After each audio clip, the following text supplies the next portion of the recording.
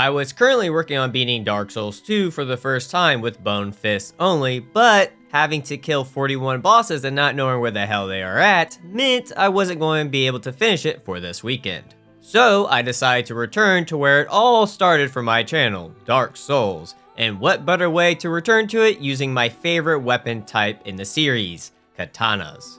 Which led to me asking the question, can you beat Dark Souls as a samurai? And the answer is no, because there is no samurai starting class like there is in Elden Ring. Thankfully, modding fixes this. With that said, let's get into the rules for this run. Starting off, I can only use katana weapons. There are only 4 katanas in the game, and I will have to use all of them. I will also not be allowed to use armor, because I am a nudist samurai and I like to show off my goods. The third rule is no buffs, which means no paper, no red tearstone ring, no power within, and no magic weapon buff of any kind. Since this is a katana run, it's only fitting that it's a Dux only run as well, because katana players don't need any of those other silly stats like vigor. Rule number 5, no summons. And lastly, I must beat every boss in the game.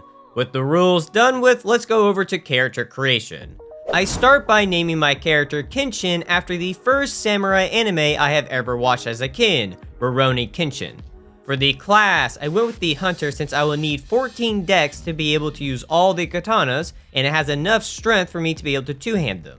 For the gift, it was of course the master key. With the character creation done with, let's talk about the first katana I'll be using, the Uchi Katana. The reason I chose this to be the first one is because it's the earliest katana that can be obtained after the Northern Undead Asylum. It can be acquired by killing the Undead Merchant in Undead Burg, but for the sake of this video, I just modded it in.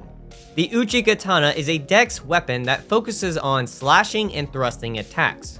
When held in one hand, its R1 does quick diagonal slashes. When two-handing it, it does the exact same thing, just a bit slower and hits a bit harder. Its R2 is a thrust when single-handed, and an overhead slash when two-handing. Its roll attack in both forms is a horizontal slash, and its running attack is a poke. Its crit is surprisingly a normal 100, but it does 33 bleed buildup per hit. And in DS1, bleed damage is 30% of the enemy's health, and that's everything you need to know about the weapon. So let's get this adventure started. I of course start off by waking up in my cell feeling the fresh breeze between my knees, which got me in the mood for some demon slaying. You might even say I'm a demon slayer, because holy cow, I did not expect the bleed to proc off the plunge attack. At least I think it was the bleed that did that. Either way, after landing, it only took 4 hits to kill the poor fella. Hopefully I made Rengoku proud with that one. Once done demon slaying, I made my way to Firelink Shrine to pick up some goodies in the area, to then head downstairs to use the Master Key to pick up some bigger goodies. While near New Londo Ruins, I also pick up a Firekeeper Soul. After gathering all that, I use the shortcut in Undead Burg to get early access to Andre to use those souls I gathered to upgrade my katana to +4? Shit, 1 shard shy. Well, good thing there's this walking tatami mat for me to practice my cutting skills. That so happened to drop a Titanite shard. With that shard, I was able to get my katana to +5. Once done upgrading, I picked me up another Firekeeper Soul in the area and level my dex up to 19. I wasn't satisfied with that last demon fight and really wanted to make Rengoku proud of me, so I headed back over to the asylum to take on the Stray Demon. Normally the Stray Demon is a late game fight, but with having a +5 weapon and dealing bleed damage, he is very doable this early on. Now this might make you think bleed damage is super strong, when in reality it's not that OP. Only 13 bosses in the game can be bled, and the only real challenging one is Ornstein and Smo. None of the big hitters like the DLC bosses or the Lord Souls can be bled sadly. With that said, I just ran circles smacking the Stray Demon until he finally bled to death. I 100% made Rengoku proud on this one. After finishing my job as an up-and-coming Demon Slayer, I used all 20,000 souls to get my dex to 31. I wasn't done demon slaying yet, so I decided to do a little skip to Lower Undead Burg to unlock the shortcut and to take on the Capra demon. In fairness, I died to the dog and not the demon itself. Alright, round 2 should be better, or not? Round 3? Woo! Made it that time. I forgot how RNG dependent the beginning of this fight can be at times. Once I finally killed the 2 dogs, it only took 2 plunges, a bleed proc, and a fancy R2 to slay the evil demon that is RNG. Of course, I did this to get the depths key so that I could obtain the large ember. While in the depths, I decided to do a bit of rat slaying, some large Titanite gathering, and take on the walking fleshlight that is the gaping dragon. I am sad to say the gaping dragon is immune to bleed. Which, as I stated in my last video with Midir, I have no clue why this is the case when I can clearly see blood coming out of it. Confusionness aside, I just let the big fella slam his head down for a good smacking until he finally died from an intracranial hemorrhage. So he did die from bleed after all. With the gaping dragon no longer gaping, I used the souls I got to buy the Crest of Artorias and the Weaponsmith box. I then give the large ember to Andre to get my katana to +7, thanks to a lucky drop I got off a crystal lizard in Darkroot Basin. Having the Crest of Artorias, I can get access to the Forest Hunter's Covenant, which the Wish knockoff of Cheshire offers. I do this so that after I talk to Shiva, he'll move to Blighttown so that I can buy the Washing Pole. After talking to Shiva, I headed to Blighttown, and on my way down, I picked up the Iaito. The Iaito is the same as the Uchi Katana except for its R2 attack. Its R2 does a quick horizontal slash in both forms. Before meeting Shiva, I did some grinding with some slugs for large Titanite shards. I wasn't in the mood to grind for both weapons, so I just got the Uchi Katana to +10 and used the pre-bought Titanite shards to get Iaito to +5. Apparently, Man-Eater heard about my long sword and came chasing after me, so I did the gentleman thing and gave her what she was asking for. Quick side note, the Iaito's R2 attack to me is way cooler than the Uchi Katana's. I just wish they had an actual follow-up attack to their R2s, but sadness aside, I found Shiva and bought the Washing Pole. Now, here's why I messed up. I, for some reason, thought all the katanas had similar strength requirements, but come to find out, the Washing Pole needs 20 strength, and when two-handing at 12 strength, it is not enough to wield it. So I wasn't actually able to use it in this run, but I would like to still go over its moveset. The Washing Pole does have the same moveset as the Uchi Katana, but it has the difference in stats where it has a D in strength and a C in dex, which does hurt it a bit since it takes it longer to make it stronger, but it has the trade-off of having insanely long reach. With that said, I equipped Iaito to take on everyone's favorite twins. At the start of the fight, I do what every weeb samurai would do. Go for the armpits, because we all know that's all demon ladies' weaknesses. Jokiness aside, I honestly don't get the armpit thing or the foot fetish stuff. No kink shaming, I just generally don't get it, but hey, if it makes you happy, you do you.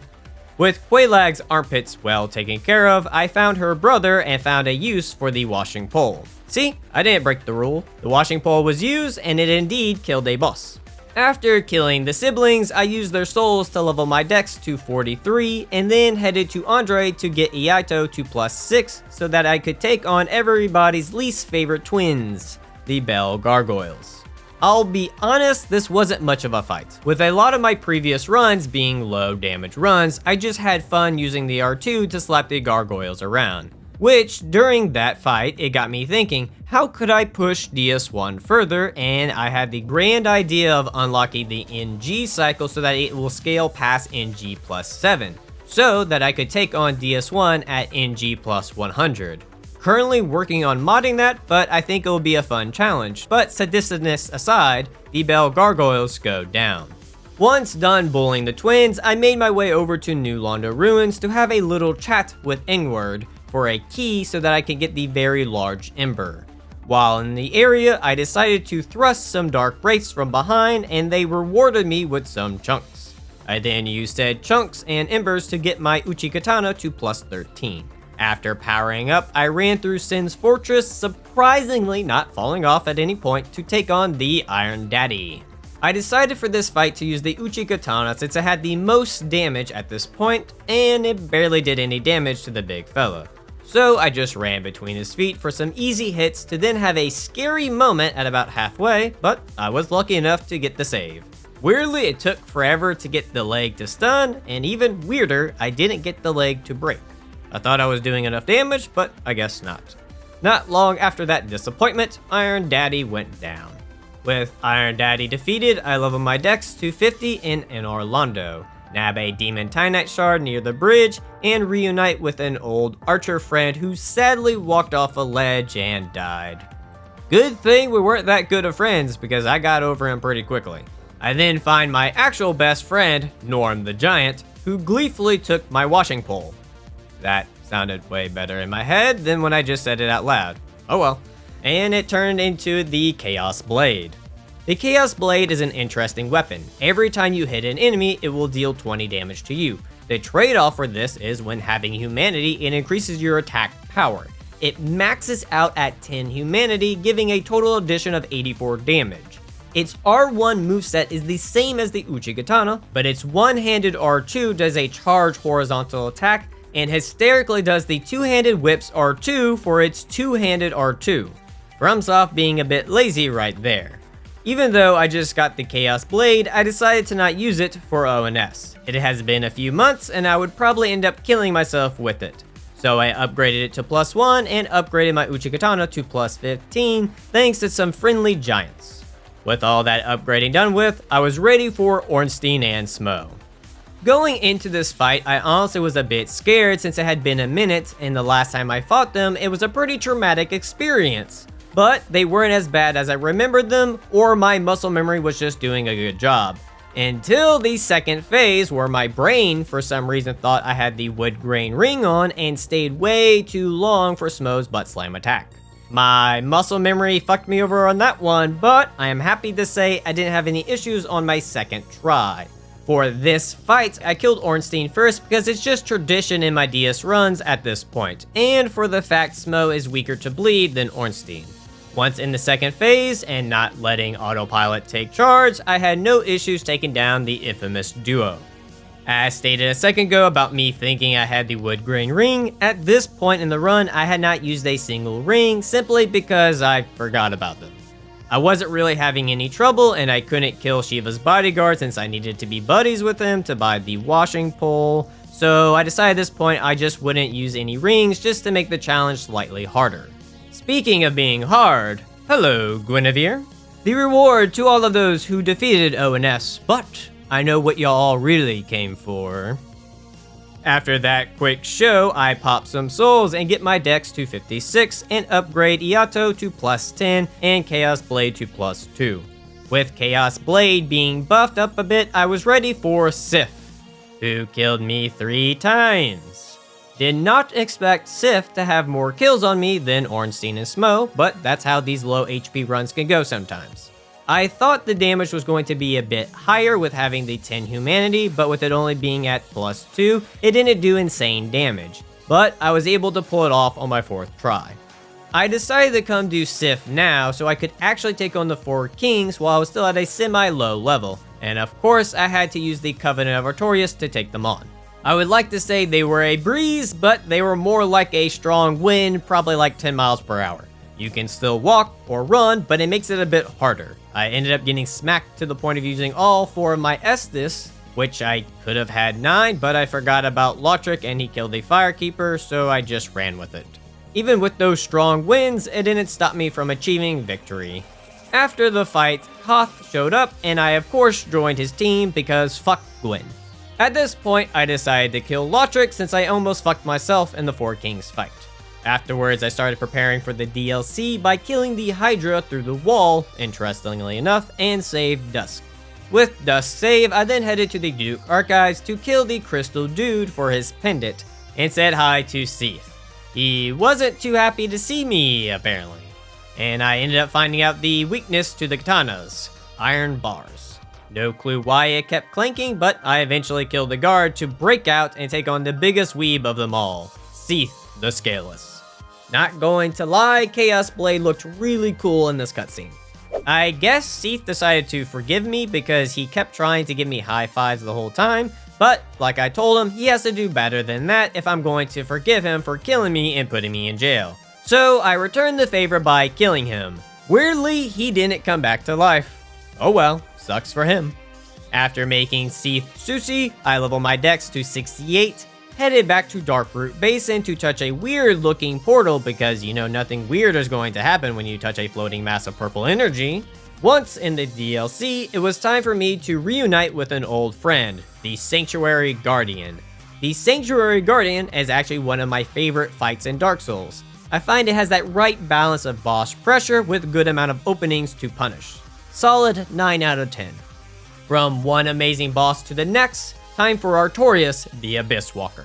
Artorias for a while was my favorite boss in the game, but after all these runs, I just wish there was a bit more room for the player to hit Artorias. Without the wood grain ring, it's a big gamble to do more than just one hit, and even if I had the ring, the katana really isn't fast enough to do 2 hits in a row since Artorias can just retaliate at any moment.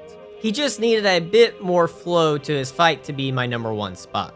Speaking of flow, apparently all those previous runs paid off because I had no issues getting back into the groove of things and was able to no-hit first try him. Those 4-hour fights are paying off. With Artorias defeated, I level my dex to 73, upgrade Iato to plus 14, convince a blind giant to shoot a dragon out of the sky so that I could take on my least favorite boss in the game, fucking Calamite. Once again, Calamite showed me why I disliked him so much. The first round was definitely on me for dying, but on round 2, he decided to take a big old shit on me and reminded me how janky he is. I guess it's just tradition at this point to dodge his flying attack to just die to it because I was too close to the wall. Bullshit aside, I also found during this fight that the R2s for the katanas are really not cutting it. They are just a bit too slow to really utilize, and their R1s are just faster and end up dealing more damage. They look cool, but just aren't efficient to use. Either way, I finally got back into the groove of things on my 3rd go around with keeping my distance to bait out his breath attacks and getting the timing down again to dodge him properly, which led to me redeeming myself with a no-hit kill. Just needed a bit of spite to fuel the fire to get the job done. After the fight, I grabbed the Titanite slab in the area to use for Iato to get it to plus 15, so I decided to test it out on everyone's favorite punching bag, Pinwheel. Surprisingly, he did not die in 2 hits, ended up taking 4. Very impressive, in all honesty. With Pinwheel showing us he wasn't a pushover, it was time for me to be reunited with everyone's favorite Dark Soul NPC, Scully. Alright, giggity. Scully is the only exception to the rules. In every run, he is allowed to be used like the dirty hoe that he is. Giggity. Thanks to Scully, I was able to get the silver pendant, which means it is time for my favorite boss in the game, Manus, Father of the Abyss. When I first started playing Dark Souls, I actually really disliked Manus. Crazy what 600 hours can do to a fella. He's the only boss in a game that I find that has a good balance of aggressive attacking and a decent openings to attack more than once, which just gives a nice flow to the fight, for me anyways. Regretfully, I did not beat this beauty of a boss on my first try. I ended up hesitating on his AoE attack, which ended up leading to my death. As Ishin would say, hesitation is defeat. After that wake-up call, I was back to my old self. I'm positive I pressed the roll button there, but oh well. As much as I would have liked to no-hit him, it is what it is. I enjoyed revisiting this fight, and enjoyed it even more using my favorite weapon. With Manus no more, I level my dex to 78, collect some Demon Titanite, and upgrade my Chaos Blade to +4 to take on Demon Fire's Sage, which I completely forgot to equip Chaos Blade, so I ended up using Uchi Katana instead. Which means it was a very, very short fight. Well, anybody that has seen my previous DS1 videos knows it wasn't going to be bad anyways. After that hiccup, I made sure to put on Chaos Blade for Centipede Demon, another contender for my least favorite boss. Did not help for the life of me, I could not cut off his damn arm when he kept shooting it at me. I couldn't use the ring, but it was bothering me that I kept missing every attack. It's okay though, Centipede Demon put me out of my misery 4 times. Rengoku would not be happy about this. But I made up for it on my 5th attempt with a bleed proc. No clue why that didn't happen on any of my other attempts, but either way, I was able to slay the demon without needing his damn ring. Speaking of said ring, since I can't use the orange tarred ring, I made friends with a cute demon girl like Nezuko, which allowed me to access the shortcut to the Bed of Chaos, which I used Chaos Blade to slap all 3 of her weak spots to put the old girl down. With the Bed of Chaos put to bed, it was time for the last Lord Soul, Grave Lord Nito, which I had the bright idea of doing it without a blessed weapon and only 4 Estus. Correction, make that 3. Never mind, make that 1. I'll be honest, I have no clue how I didn't die. After getting smacked around by Nito's skeletons, he decided to start bullying them himself, which helped me to bully him. Interesting how things just work out sometimes. I then used the souls I got from Nito to level my dex to 84 to take on the true 4 Lord Souls. Starting with Priscilla, Lord of the Snow, who decided she was not going to show herself this time around, but no worries, I can recognize those footprints anywheres. I had to look at them for multiple hours. Some would say that's Nirvana, I would say it's trauma. The next Lord on the list is Gwendolyn, the Lord of the Femboys. I wish I could talk more about him, but the fight didn't last that long, which explains why in the future Aldrich has no issues taking over his body. The third true Lord, the Lord of Beast, aka the Taurus Demon, who actually smacked me around more than Artorias and Manus. I see now why he holds this title, but alas, no beast can withstand the refined blade that is the katana. The fourth and final Lord, the Lord of Immortality, because if you ever fight this bitch with bare fists, she is basically unkillable. Sadly, like Taurus Demon, she too smacked me a good bit, but I did win, and I enjoyed every second slashing her to death.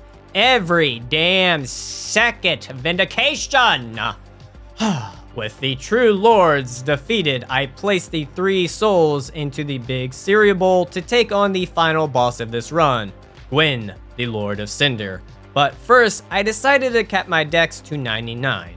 I was at 88 and just felt wrong not getting it to 99 in a single stat run. With that said, let's talk about Gwen. So I decided to not parry Gwen to make this fight a bit more challenging, since so far nothing has put up that much of a fight, and I definitely got what I was asking for. I thought maybe Gwen would be like Lady Maria or Orphan, where the fight becomes so much more fun when you don't parry them, and I was 100% wrong. Gwen is not that great of a fight mechanically. He does have some good openings, like after his 3 swing combo, after his grab, his leap attack, and his thrust attack, which you just need to be careful because he could do a follow-up attack. Even with all these openings, you can be killed instantly by his insanely quick sword attack that is practically impossible to respond to. Actually, you can respond to it fast enough, it's just the game doesn't work that way. Rolls in Dark Souls need to be pre-anticipated before the attack happens, but with how fast this attack comes out, you could see it, press the roll button, but the delay of the game won't read it in time to get the roll off. The only option to this would be to guess if it's going to happen, but then you're gambling. The other big issues are his insane tracking and his hitboxes. Multiple times I would be rolling to dodge his thrust attack, which he was already in the motion of doing, for him to follow me and end up killing me. Some very scummy stuff. Also looking very silly when slowing it down and just seeing him pivot towards me. I am not too shocked about his sword hitboxes. It's pretty common in DS1 and Bloodborne with bosses' fire attacks to have really wide hitboxes. But even with all that, I found a way to beat him. I ended up finding if you walk behind him after he does an attack, his AI gets confused and just stands there for a second. Now, this isn't permanent, but it can be used strategically. It only ended up taking me 26 times, but I finally pulled it off. And for old time's sakes, I'll show y'all the full fight. Enjoy.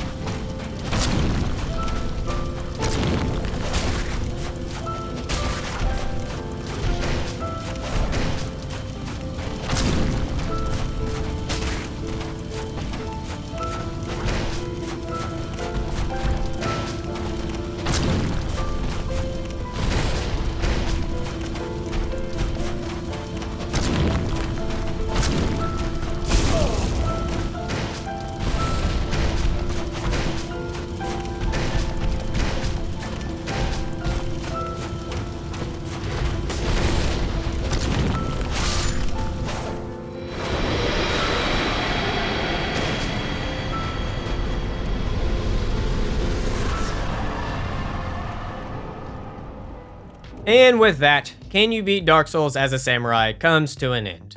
I had a super fun time with this run. It was nice to take a break from the really hard runs and do one that was a bit more chill. With that said, I would like to thank my channel supporters. If you too would like to support the channel or have your name in the video, you can click the Patreon link in the description or click the YouTube join button. I also from time to time stream my runs, so you can catch me streaming on YouTube or over on Twitch at Akane Gaming. I want to thank you all for watching, and until next time, take care.